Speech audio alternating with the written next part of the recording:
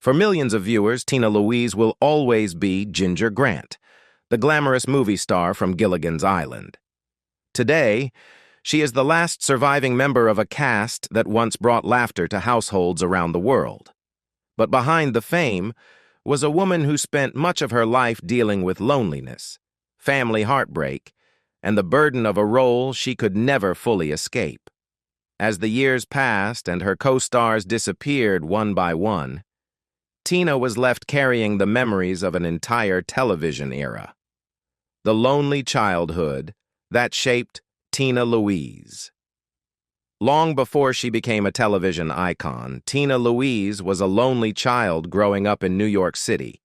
Born Tina Blacker, she was the only child of Sylvia Horne and Joseph Blacker. Her mother worked as a fashion model, while her father owned a candy store before later becoming an accountant. Everything changed when her parents divorced while she was still very young. Tina was only 4 years old, but the separation left emotional wounds that would stay with her for decades. Things became even harder when she was sent to a boarding school in Ardsley, New York, at the age of 6. Rather than feeling safe, she later described the school as a frightening and lonely place. In interviews later in life, Tina compared the atmosphere to Lord of the Flies, saying many of the children were unhappy and often cruel to one another. She remembered being bullied, punished harshly, and feeling completely alone. Some memories never left her. One girl stabbed her wrist with a pencil, leaving a scar she carried for years. Teachers sometimes used punishments that terrified her, including forcing her to stand alone in a dark bathroom. Even the small comforts she found were taken away. A doll given by her mother disappeared, and caterpillars she kept as pets were removed. For a child already separated from her family, those losses felt enormous. The hardest days were Sundays when families came to visit. Tina waited eagerly for her parents, but they did not always arrive. She later admitted that she desperately wanted affection and often felt forgotten. At one point, she even tried to make herself sick because she hoped it would allow her to leave the school and go home. The loneliness did not end when she left boarding school. In fact, another painful family conflict was waiting for her. Forced to choose between her mother and father, Tina would soon experience a heartbreak that shaped the rest of her life and influenced the woman she eventually became. From Broadway success to the role that changed everything. After years of instability at home, Tina Louise found something that gave her direction: acting. As a teenager, she became serious about pursuing a career in entertainment and studied at the neighborhood playhouse in Manhattan under renowned acting teacher Sanford Meisner. Unlike many future television stars who entered the business through beauty contests or modeling, Tina invested heavily in professional training. She learned acting, singing, and dancing, determined to build a career that would be taken seriously. Her professional breakthrough came on stage. She appeared in Broadway productions including Two's Company, John Murray Anderson's Almanac, Will Success Spoil Rock Hunter, and Lil Abner. At the same time, she gained television experience through anthology dramas such as Studio One and Producer's Showcase. Hollywood soon noticed her striking appearance, but Tina wanted more than being known as a beautiful face. In interviews throughout her life, she repeatedly emphasized that she wanted to be respected as an actress. That opportunity arrived when she starred in God's Little Acre. The performance attracted considerable attention and helped establish her as a rising actress in both film and television. During the following years, she worked with established stars such as Robert Ryan, Robert Taylor, and Richard Widmark. She even spent time working in Italian films, showing a willingness to take different types of roles, instead of following a predictable Hollywood path. By the early 1960s, Tina seemed to be building the dramatic career she wanted. Then everything changed when she accepted a role in a new CBS sitcom called Gilligan's Island. According to later interviews, she initially believed the character of Ginger Grant would receive substantial attention and development. After all, Ginger was a movie star stranded on an island, a role that appeared to offer far more possibilities than a typical sitcom character. When the series debuted, it quickly became popular with audiences.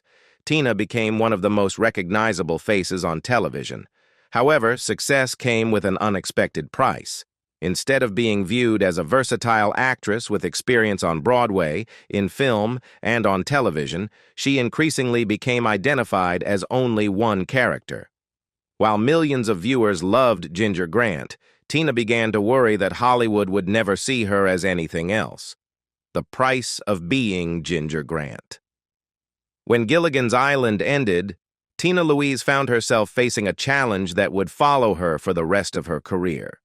The sitcom had turned her into one of the most recognizable women on television, but it had also created a public image that was almost impossible to escape. To millions of viewers, she was no longer Tina Louise. She was Ginger Grant, the glamorous movie star stranded on an island. While that kind of recognition might seem like a blessing, Tina increasingly viewed it as a professional limitation. According to comments she made in interviews over the years, she worried that casting directors and producers no longer saw her as a serious actress. Before Gilligan's Island, she had spent years building a diverse resume that included Broadway productions, dramatic television performances, and film roles. Yet after the sitcom became a syndication phenomenon, much of that work was overshadowed by a single character. As the years passed, Tina made a decision that surprised many fans. When television reunion projects began appearing, she repeatedly refused to return. Rescue from Gilligan's Island, The Castaways on Gilligan's Island, and the Harlem Globetrotters on Gilligan's Island all went ahead without her participation. Other actresses stepped in to play Ginger. The decision immediately fueled speculation that Tina hated the show or resented the role that had made her famous. For decades, that rumor followed her. However, Tina later pushed back against the story. In a widely cited interview with the New York Post, she addressed the issue directly. "Never true. I loved doing my part," she said. She also explained that her feelings toward Ginger improved after changes behind the scenes led to stronger writing for the character. "I really loved my character," she recalled. The real frustration was not Ginger herself. It was the fact that the character had become larger than everything else she had accomplished. Determined to prove her versatility, Tina deliberately pursued projects that were very different from the lighthearted sitcom that made her famous. She appeared opposite Dean Martin in The Wrecking Crew and later earned praise for her role in The Stepford Wives. On television, she took darker parts, including a heroin addict on Kojak and a cruel prison guard in Nightmare in Batham County. She also joined the cast of Dallas, one of television's biggest primetime dramas. Yet despite all those efforts, interviews almost always returned to Gilligan's Island. Reporters wanted stories about the island. Fans wanted stories about Ginger. No matter how many new characters she played, the public remained attached to the castaway they had first met in the 1960s. There was another reason Tina's relationship with the show's legacy became complicated: money. Like many of her co-stars, she watched Gilligan's Island become a massive success in reruns while receiving little financial benefit from it.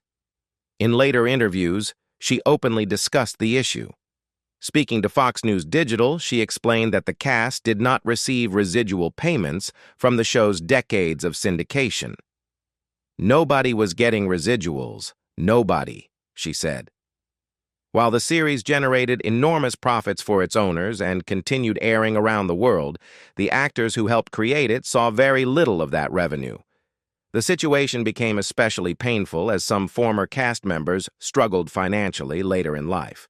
Dawn Wells publicly discussed money problems, and Russell Johnson often criticized the lack of compensation from reruns.